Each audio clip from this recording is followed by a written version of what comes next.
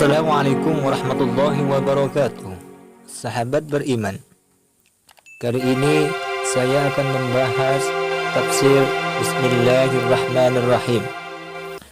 Surat Al-Fatihah dimulai dengan basmalah atau Bismillahirrahmanirrahim. Ada beberapa pendapat ulama berkenaan dengan basmalah yang terdapat pada permulaan surat Al-Fatihah.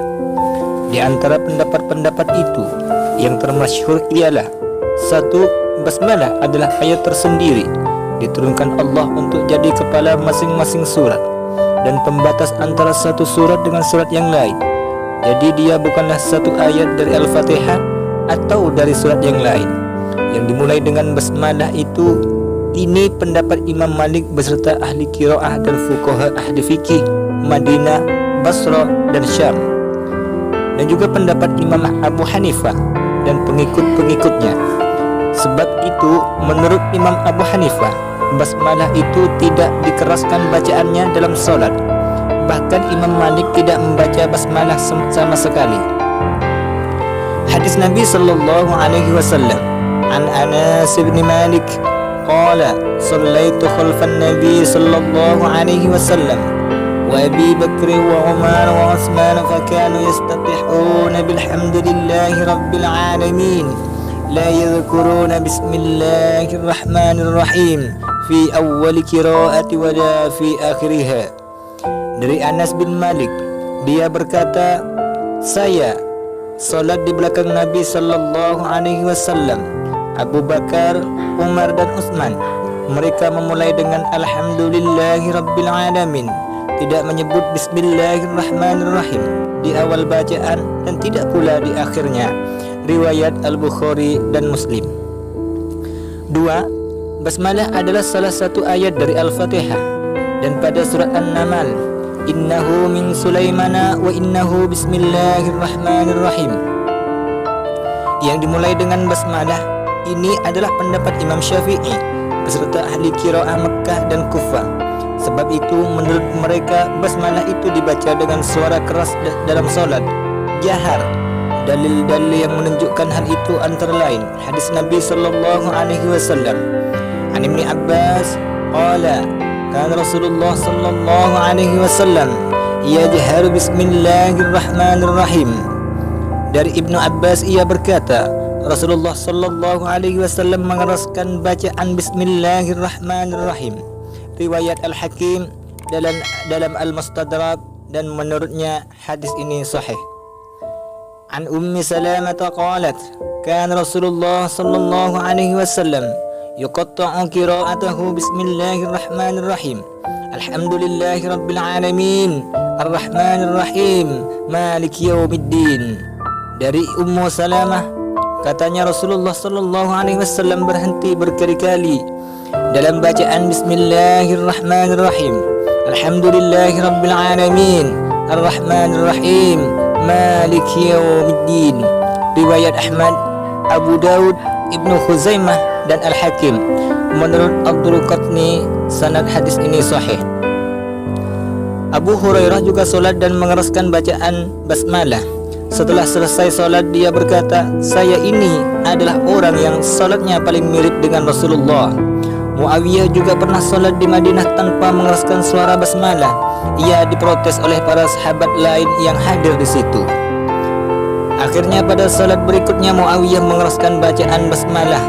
Kalau kita perhatikan bahwa sahabat-sahabat Rasulullah sallallahu alaihi wasallam telah sependapat meneruskan basmalah pada permulaan surat dari surat Al-Quran, kecuali surat At-Taubah, karena memang dari semula turunnya tidak dimulai dengan basmalah.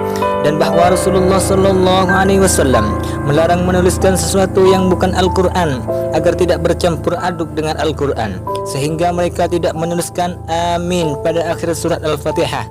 Maka basmalah itu adalah salah satu ayat dari Al-Quran. Dengan kata lain, bahwa basmalah yang terdapat dalam Al-Quran adalah ayat-ayat Al-Quran.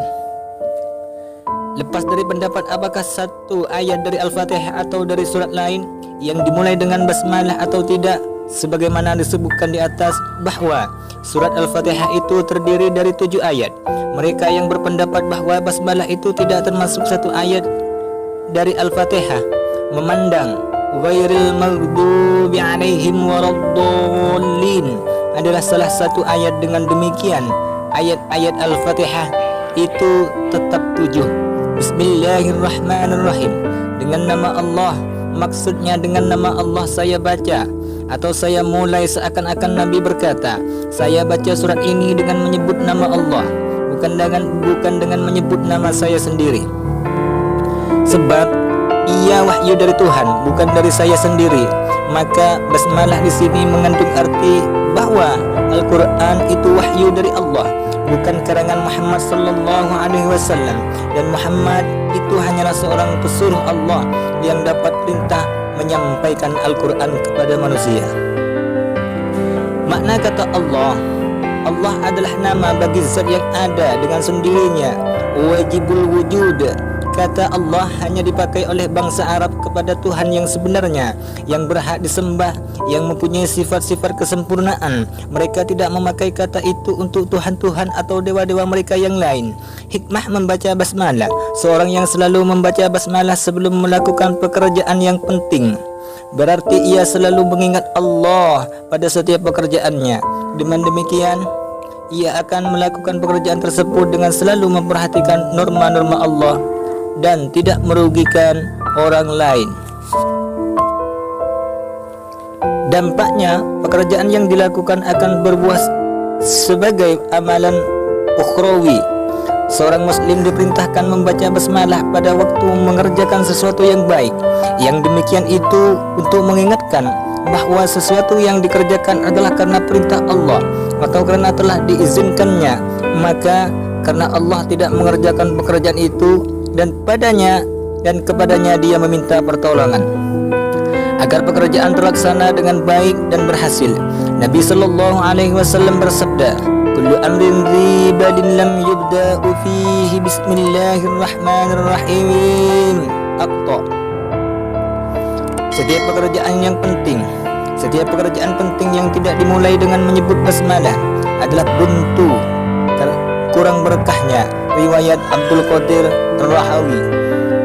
Orang Arab sebelum datang Islam mengerjakan sesuatu dengan menyebut Al-Lata dan Al-Uzza, nama-nama berhala mereka. Sebab itu Allah mengajarkan kepada penganut-penganut agama Islam yang telah mengisahkannya agar mereka mengerjakan sesuatu dengan menyebut nama Allah.